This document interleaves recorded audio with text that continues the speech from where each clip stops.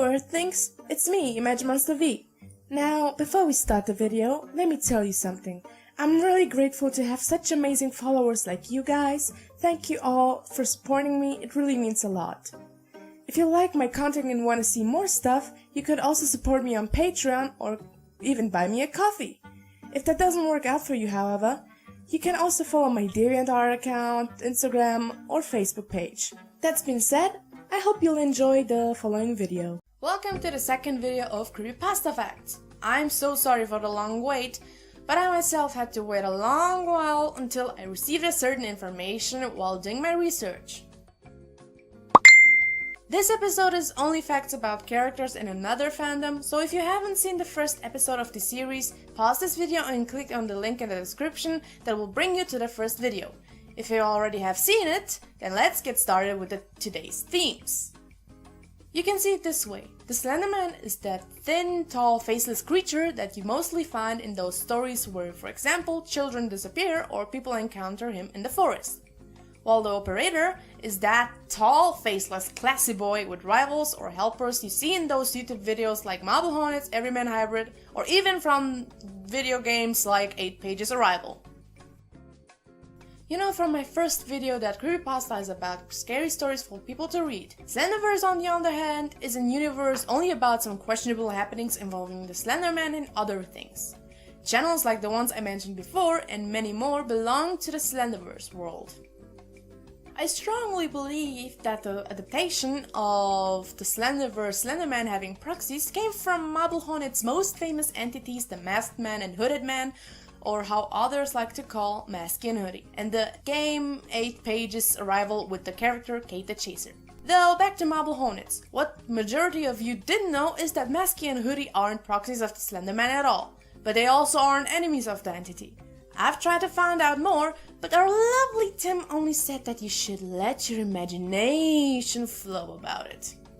Also, both aren't really pictured how they really are by most fans who drag them into Creepypasta, when they shouldn't have done that. Ben, why? You're grounded, young man. The most known example is Masky. People picture him with light brown or dark blonde hair, yellow or orange jacket, and blue eyes.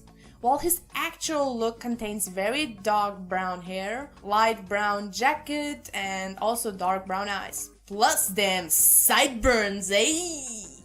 Another thing that I wanted to point out is this whole cheesecake hype.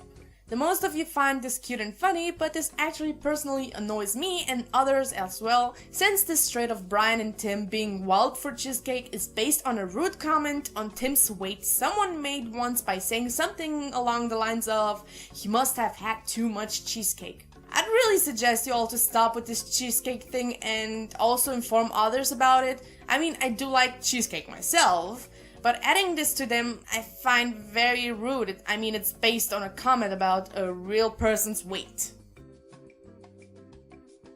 Also, another note I have, many people in the Creepypasta fandom seem to use the circled X symbol as a universal Creepypasta symbol. The thing is, it's not a Creepypasta symbol at all. It never was.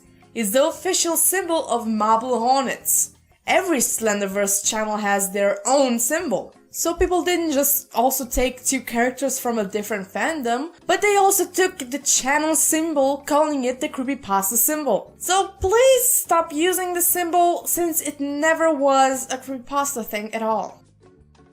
Since we now made it clear that there's a difference between CP and SV, you should be aware now that any proxy OC you title as a Creepypasta is in the wrong fandom and you need to retitle it to Slenderverse.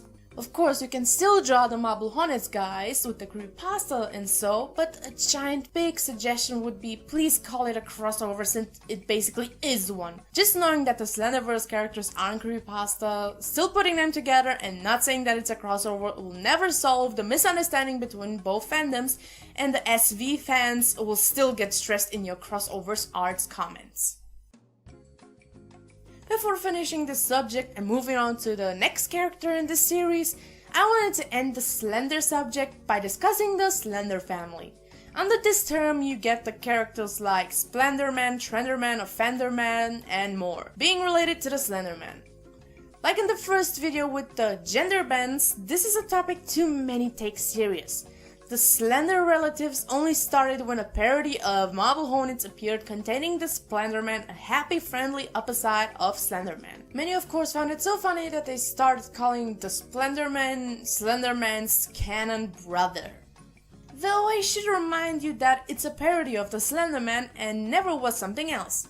The Slenderman doesn't own any family. As you please, you can make a Slender being, but mention that it's also just a parody and that it shouldn't be taken serious, because either way it can be seen as a Slenderman ripoff. For example, I do also have a parody called Swaggerman few people actually took serious. I mean, you actually should have noticed in the name that it's not a serious being. I mean, come on. Swag. Yo. I also told people they could make a proxy for him because it's a really fun thing to do, and I was actually very surprised how many people made one. But then I saw once a comment on one of the proxies trying to give critique and help about the OC. It is really nice that you wanted to help, because people should do that, but my parody and his proxies aren't meant to be taken any serious. They're just there for the lols and the fun, like any other Slender being should be.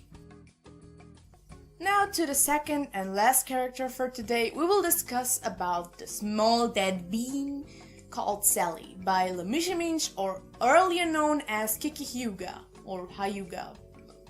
I'm apologizing. Sally's a little ghost girl who had died at the hand of her uncle Johnny, who also molested her.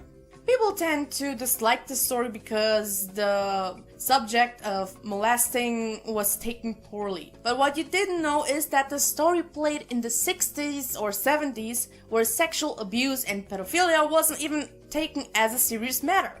That's why her parents reacted the way they did in the story. She doesn't kill people, she mostly only befriends children that move into her house, or when there are teenagers, she tries to scare them with, for example, appearing in the corner of their eyes.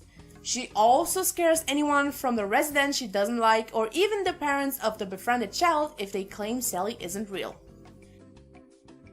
There are YouTubers like Puppet Strings, formerly Toxic Ann, and more, who bring up fake information about any creepypasta characters, like Sally being related to Ben or having another sister. All of that is fake and shouldn't be even considered as real info. This is now not a call out to those channels and nobody should go and attack them now, just kindly pointing it out should work.